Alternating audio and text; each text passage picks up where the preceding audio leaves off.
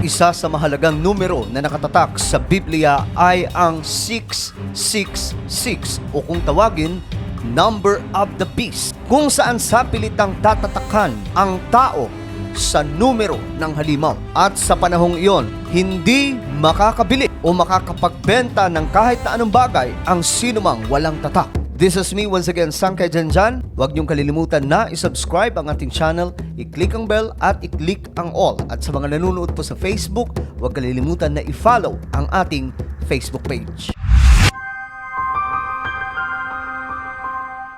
Ito ay ang pangalawang yugto, mga sangkay, na pag-uusapan natin ang patungkol sa number of the beast o kung tawagin ay 666 na nakasulat po sa Biblia na magaganap nga po ang tatakan ng numerong ito pagdating po sa araw na itinakda ng ating Panginoong Diyos. Ang propesiyang ito, mga sangkay, ay naitala sa mga huling pahina ng banal na aklat, walang iba, ang Biblia in the book of Revelation na isinulat po ni Apostle John sa isla ng Patmos. Sinasabi po dito, mga sangkay, na ipinakita ng ating Panginoong Diyos kung ano po ang dadanasin ng ating mundo mula noon at sa magiging hinaharap nito. Ganon kamahal ng ating Panginoon ang tao, mga sangkay, sapagkat nagbigay po siya ng mga palatandaan na nakasulat sa Biblia upang maging handa ang sinuman at lalong lumapit sa ating Panginoong Diyos. At ngayon, mga sangkay, masasabi po natin na nabubuhay po tayo sa pinakahuling panahon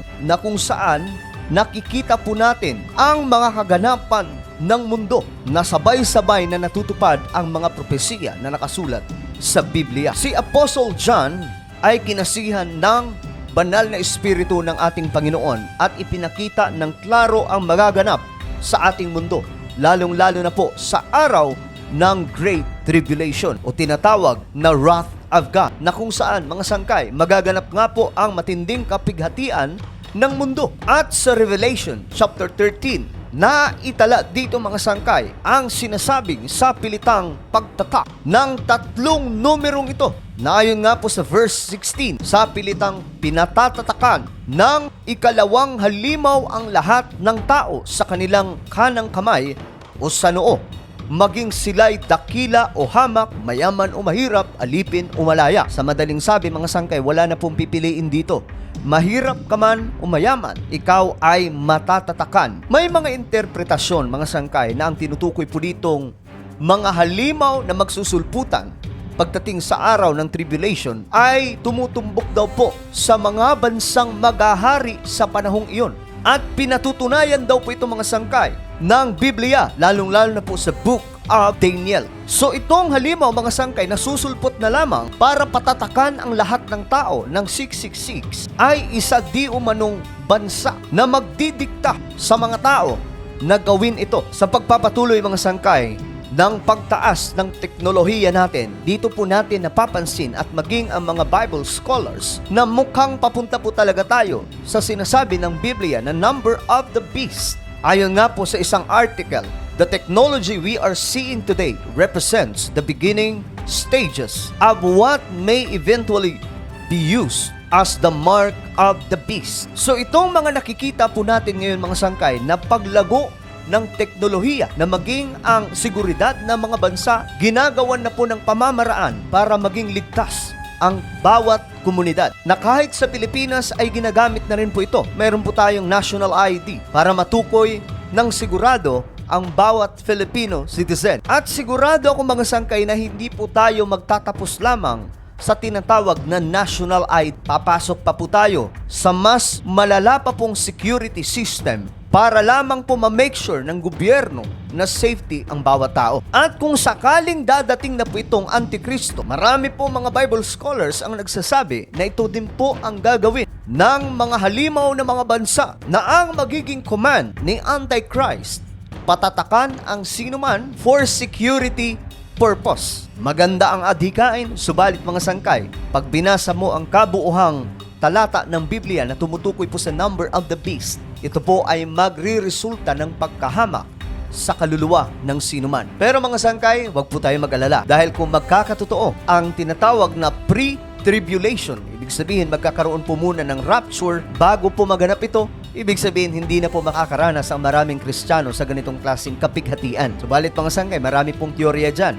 Meron pong tinatawag na mid-tribulation at post-tribulation. Sa Revelation chapter 13, mga sangkay, nabanggit po dito ang halimaw na kukontrol sa ating mundo. Na sinasabi nga po ng mga Bible scholars na isa po ito sa mga bansa na maghahari sa panahong yon. Ayon po sa Biblia, ang isa sa mga ulo ng halimaw ay parang may sugat na nakamamatay. Ngunit ito'y gumalik na mangha ang buong daigdig sa nangyaring ito at nagsisunod sila sa halimaw.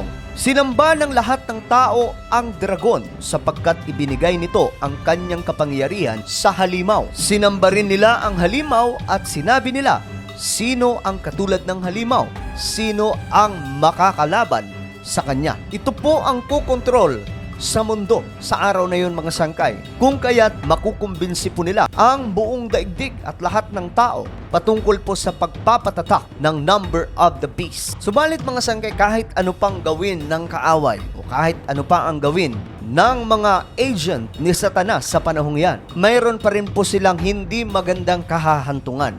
Ayon po sa Revelation chapter 19, nabihag ang halimaw gayon din ang huwad na propeta na gumawa ng mga kababalaghan sa harap ng halimaw upang dayain ang taong may tanda ng halimaw at sumamba sa larawang ito. Ang halimaw at ang huwad na propeta ay inihagis ng buhay sa lawa ng apoy na nagliliyab sa asopre. So bagamat mga sangkay, sa panandali ang panahon, makukontrol po nila ang buong mundo sa pamamagitan po ng mga halimaw na ito sa pangunguna po ni Antikristo. Hindi pa rin po sila makakaligtas sa kung ano po ang itinadhana sa kanila na nakasulat po sa Biblia. Sila po ay itatapon sa lawa ng apoy at nagliliyab na asopre. Kasama po doon mga sangkay ang mga sumamba at nagpatatak ng number of the beast. So kung babasahin po natin ang 2 Thessalonians chapter 2, malinaw po dito mga sangkay kung papaano po paghaharian nitong Antikristo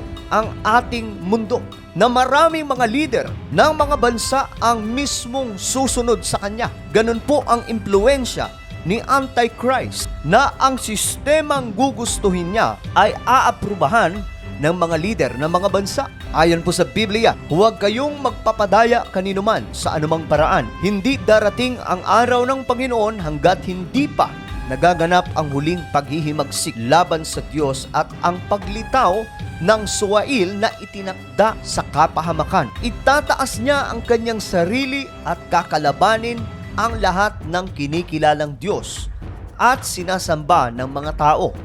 Uupo siya sa templo ng Diyos at magpapakilalang siya ang Diyos. Yan po mismo ang tatahakin ni Antichrist. May mga iba mga sangkay na nagsasabi na ayon daw po sa kanilang pag-aaral, ang propesiya na ito ay nangyari na noong unang panahon pa.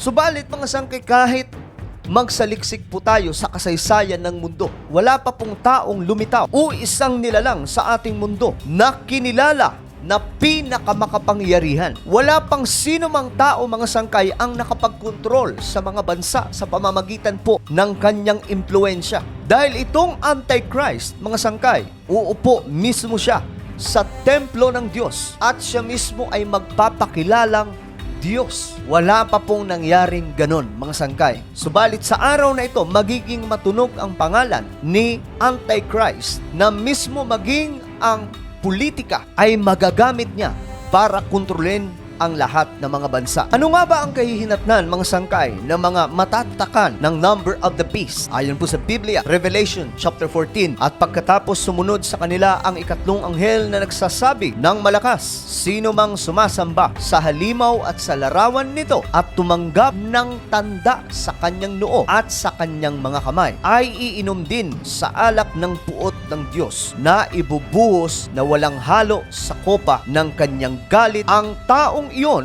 ay pahihirapan sa apoy at asopre sa harapan ng mga banal na anghel at ng kordero. Malinaw po mga sanggay ang pagkakabanggit sa Biblia na sino man ang magkakaroon ng number of the beast o tatanggap nito, sila po ay makakaranas ng buot at galit ng ating Panginoon at sila ay itatapon sa apoy at asopre at pahihirapan araw man o gabi sa harapan mga sangkay ng mga banal na anghel at ng kordero. So itong number of the beast mga sangkay, klaro pong sinasabi ng Biblia na walang sino man ang makakabili o makakapagbenta ng isang kagamitan o makakapagnegosyo kung wala po numero ng halimaw. Patuloy po na tumitindi ang technology ngayon mga sangkay. Mayroon na rin pong AI or artificial intelligence. So pupunta po talaga tayo sa araw na itinakda ng ating Panginoon na magkakaroon po ng tatakan ng 666. Subalit dito, klarong-klaro mga sangkay, the Bible clearly explains the financial